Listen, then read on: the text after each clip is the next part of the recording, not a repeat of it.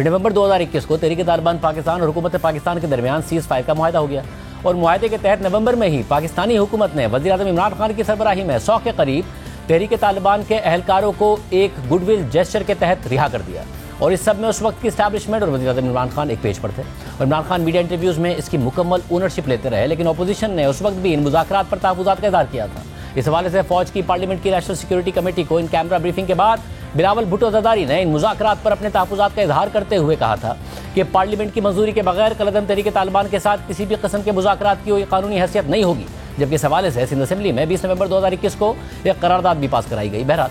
ये seize fire सिर्फ एक माह तक ही बरकरार रह सका और 9 दिसंबर 2021 को तहरीक तालिबान पाकिस्तान के तर्जुमान ने यकतरफा तौर पर जंगबंदी खत्म करने का ऐलान कर दिया और फिर से पाकिस्तान में दहशतगर्दी की कार्रवाइयों में इजाफा होने लगा। यानी एक तरफ टीटीपी पाकिस्तान से मुज़ाकरात करती रही और मुज़ाकरात के तहत अपने लोगों को कबायली इलाकों में दोबारा आने की इजाज़त लेते हुए खुद को मजबूत करती रही, अपने लोगों को रिहा कराती रही और इस दौरान अपने हमले भी जारी रखती रही। इस हवाले से जो डेटा है वो भी हैरानकुन है। 2021 में जब टीटीपी से मुज़ाकरात शुरू हुए थे और अफगानिस्तान में तालिबान की हुकूमत कायम हुई थी, उस साल माजी के मुकाबले में पाकिस्तान में ज़्यादा हमले हुए और दहशतगर्दी की कार्रवाइयों में इजाफा देखा गया। Pakistan institute of peace studies के मुताबिक 2021 के दौरान पाकिस्तान में दहशतगर्दी के 207 हमले हुए, जो 2020 के मुकाबले में 42% ज़्यादा थे। इन हमलों में 335 जानें चली गईं और ये तादाद 2020 के मुकाबले में 52% ज़्यादा थी। कलअदम टीटीपी, दाइश खुरासान और तालिबान के मकामी ग्रुप्स इनमें से 128 हमलों के जिम्मेदार थे, जिनमें 236 लोग जाँ बहक हुए। 2020 में ऐसे हमलों की तादाद 95 थी। यानी 2021 से ही दहशतगर्दी के वाक़यात में तेज़ी से इजाफे का ट्रेंड सामने आ गया था। टीटीपी के साथ मुज़ाकरात होते रहे, सीज़ फायर होते रहे और फिर हमलों का सिलसिला भी चलता रहा और इसी दौरान पाकिस्तान में दाइश और कलअदम बलोच अस्करियत पसंद तंजीमें भी मुतहर्रिक हो गई। जनवरी 2022 में भी पाकिस्तान के मुख्तलिफ शहरों में दहशतगर्दी के वाक़यात हुए और उनमें मुसलसल इजाफा देखा गया। 18 जनवरी 2022 को इस्लामाबाद में पुलिस नाके पर फायरिंग के नतीजे में एक अहलकार शहीद और 2 जख्मी हो गए, जिसके बाद 20 जनवरी 2022 को लाहौर के अनारकली बाजार में प्लांटेड बम धमाके में 3 अफराद जाँ बहक और 33 जख्मी हुए थे, जिसकी जिम्मेदारी अस्करियत पसंद जमात बलोच नेशनलिस्ट आर्मी ने कबूल की थी। इसके अलावा सिर्फ 17 जनवरी 2022 से लेकर 20 जनवरी 2022 के दौरान पाकिस्तान में 7 दहशतगर्दी के वाक़यात की जिम्मेदारी तहरीक तालिबान पाकिस्तान कबूल कर चुकी थी। सिर्फ यही नहीं,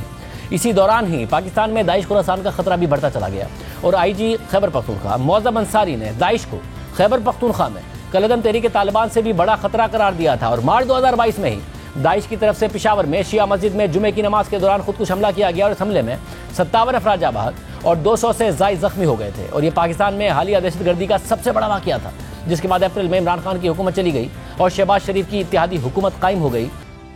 और फिर जून 2022 को टीटीपी ने हुकूमत पाकिस्तान के साथ फिर से सीज़ फायर का मुआहदा कर लिया और इस बार इस सीज़ फायर मुआहदे की पार्लिमानी कमेटी बराए कौमी सलामती ने बाकायदा मंजूरी दी और ऐलान किया गया कि कलअदम तहरीक तालिबान के साथ मुज़ाकरात की निगरानी के लिए पार्लिमानी ओवरसाइट पैनल बनाया जाएगा, जो इस बात को यकीनी बनाएगा कि ये मुज़ाकरात आईने पाकिस्तान के तहत हो रहे हैं। लेकिन ये सीज़ फायर मुआहदा भी ज़्यादा अरसे तक बरकरार न रह सका और नवंबर 2022 में टीटीपी ने इस सीज़ फायर मुआहदे को भी ख़त्म करते हुए मुल्क भर में हमलों का ऐलान कर दिया और फिर आदादोशुमार सामने आए कि 2022 में 2021 के मुकाबले में दहशतगर्दी के हमलों में 60% इजाफा हुआ। Pakistan institute of peace studies के आदादोशुमार के मुताबिक 2022 में मुसलसल दूसरे साल दहशतगर्दी के वाक़यात में इजाफा देखा गया, जहाँ 2022 में 262 दहशतगर्दी के वाक़यात देखे गए, जिनमें 14 खुदकुश धमाके शामिल हैं। 2022 में कलअदम तहरीक तालिबान और उससे मुंसलिक ग्रुप्स ने 179 दहशतगर्द हमले किए, जिनमें 250 अफराद शहीद और 262 अफराद जख्मी हुए और इन हमलों में शहीद होने वालों की अक्सरियत कानून नाफिज करने वाले अहलकारों की है।